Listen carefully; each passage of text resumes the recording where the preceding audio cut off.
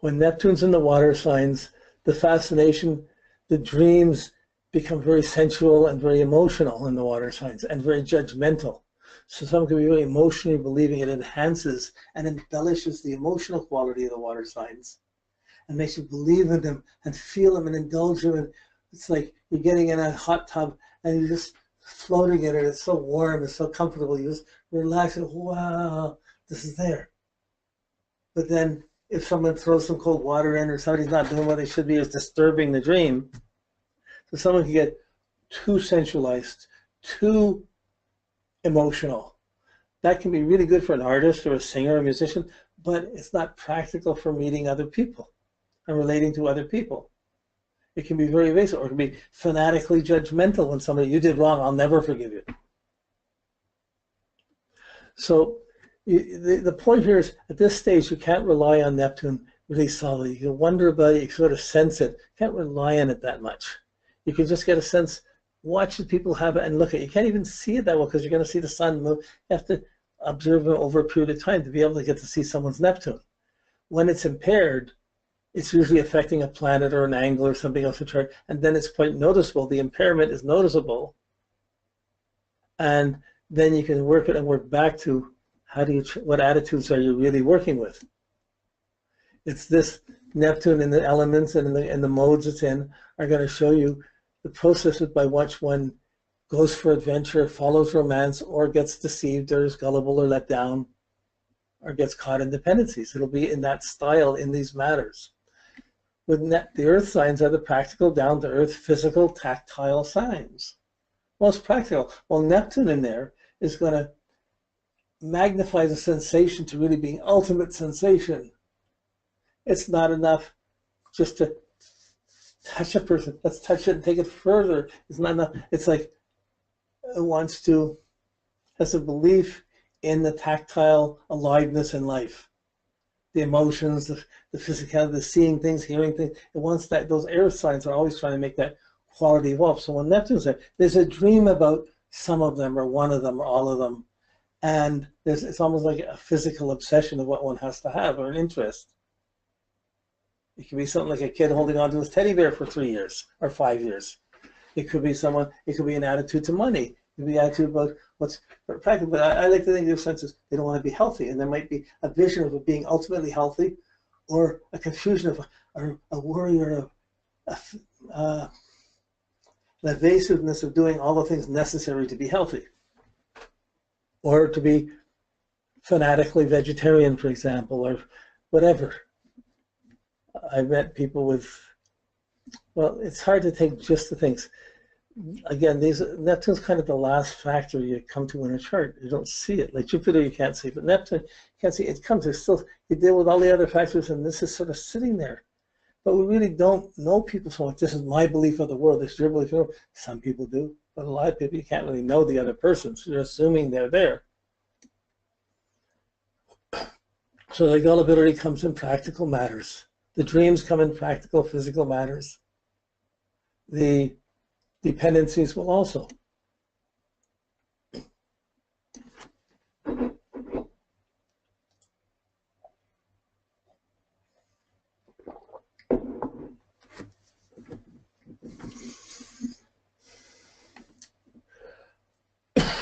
Okay, when we come to the rulerships, again, you're trying to make the best. The rulerships are sitting there as the angels guiding you, say, make sure you take care of this energy, make sure this energy works well. Anything that works well with this planetary ruler is going to get positive. It's like, I don't know if you've read the Odyssey or the Iliad. It's Homer's books, they're Greek, or the Roman and the Greek big adventures, but they're big mythological stories. But in these stories, the people are fighting wars, running kingdoms, big scandals come up, and all the people have their relationship to their gods. They don't always live up to it. They mess it up. They do it, but they have a dialogue with the gods, and whenever they align properly, good things happen. And whenever they make a mistake off of it, bad things happen. So the planetary rulers are like these gods that are watching over the affairs that we're in, or watching over the affairs of that sign. So if you have a planet in that sign, Neptune's going to idealize and work to ennoble and work for the dream of that planet to make it happen, or it's going to be avoiding it because I don't believe I can ever do that. I better take just this, or I set up for this and compromise and back away from it. But it's supposed to embellish and enhance and romanticize or idealize the planetary ruler. So wherever Neptune is, it makes that planetary ruler a special adventure. And hopefully noble ones or quality ones, but it really puts a belief or a guilt or presence on the rulership of that planet. I believe I can do this. So it's like I call it like a belief, a faith in oneself. Always you're trying to get self-reliance where Neptune is, but in life, sometimes something bad happens, you have to help out in some way or another or run away from it. And how we do can affect, as soon as we run away from our beliefs, boy, it's going to damage everything else, and even our respect, or even our Saturn in our life. And if Saturn's damaged, our Jupiter's damaged, our Mars is damaged, we won't accomplish something, our confidence will be damaged, we'll make wrong decisions, we'll make wrong choices, and we'll end up with a very unhealthy lifestyle. So when Neptune is in Cancer, the dream is about security. I believe I should be sure. The homeland, having the homeland, wars have been fought over this. But it's really idealizing the dream, the dependency, the dream of mother, how mother's the greatest, how being a mother's the greatest, having the family, having the home, we should have this, it should live up to these expectations, and these dreams of what security is, never being poor, having a fridge full of food, having a garden with a river or a stream flowing underneath it, so there's always water, of just so many dreams about how mom's the greatest, or if it's gone negative, and you have guilt or you haven't lived up to that dream. Oh, I messed up with mom. I left her. I never talked to her. I really think she's the best. I feel so sorry. I should talk to her, but I don't. And it's fuel for drinking or doing drugs to escape. And these escapes can go on for years. They can go through lifetimes. So the puzzle becomes home and family, and how to live simply. It's Neptune. You live simple. The vast complexes of the universe don't have to bother you. Living simply, it is where it is. The mystery of life is there. But if you get some bad habits, it interferes with that simplicity. If someone else has bad habits in your family, you could be fanatical about how they have to change. So the Neptune is in the sign of Cancer, being ruled by the moon, but the moon is the puzzle of trying to find the security. What do you believe or what don't you believe in? And that's the nerves that you could start to go into psychoanalysis or start to go into behavior patterns around. So, well, that presence is there, that belief is there.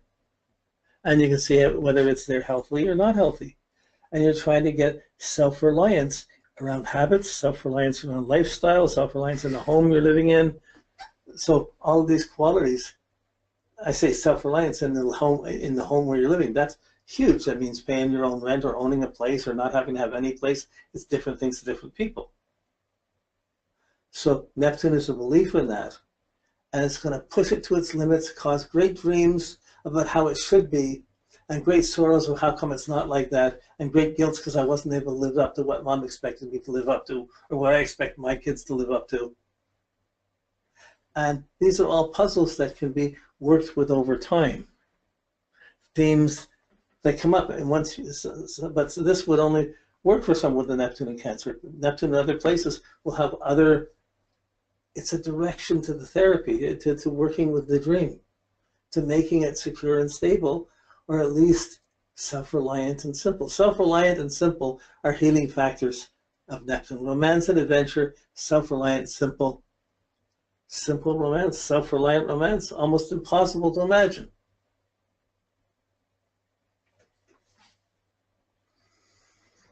So Cancer can be needy. So Neptune comes in, it can magnify that neediness, can make it obsessive, can magnify it beyond normal limits. That's Neptune, beyond the limits of Saturn, beyond the limits of respect, into realms of guilt and sorrow and dependency and expectations. When Neptune is in Leo, the dream is about your confidence. The Leo is about confidence, about shining, about feeling best and being glorious and being noble. The Neptune believes I have to be the winner, I have to be the best, I have to be noble, and of course I'm the leader for everyone. It really has that dramatic quality to it. Notice me, I can do this, I'm the one. And of course, if you don't live up to it and you're not being responsible and you're just fooling around and playing, you're the one who's fooling around and playing. Everyone's going to notice it too. But it's a fixed sign, so it's hard to change those beliefs. It's hard for a Leo to be humble. The Neptune going in there is going to, it might allow for that. It might say there has to be humbleness to that Leo, but there's a resistance to that. So there's a tendency to not be humble and to believe this is humble and believe that's not. So that's the Neptune influence. It's an energy coming in. Now you add any other planets into that sign, they're going to be affected by that. In fact, every other planet is going to be affected by where your beliefs are in some way, in a hidden way. But an influence is there, and it shows when you see people who have these things and other people who don't. So I've been doing charts and interpretations since 1970. So that's 47 years. Yeah, I've lived through a number of generations, and I've seen these things. It's come to me a little bit like I've seen more examples of these than someone who's worked for a couple of years. The ones you haven't experienced, it's going to take you time to develop. That's it. You're going through this. You learn one factor at a time. What I'm trying to show is a process of thinking that lets you do a thorough analysis of all these categories of a planet. Even a confusing planet like Neptune, you're still seeing how it works through the categories, and you're capable of spending some time reflecting on that or measuring, thinking through these levels to get in-depth thinking about that planet and its working in that sign.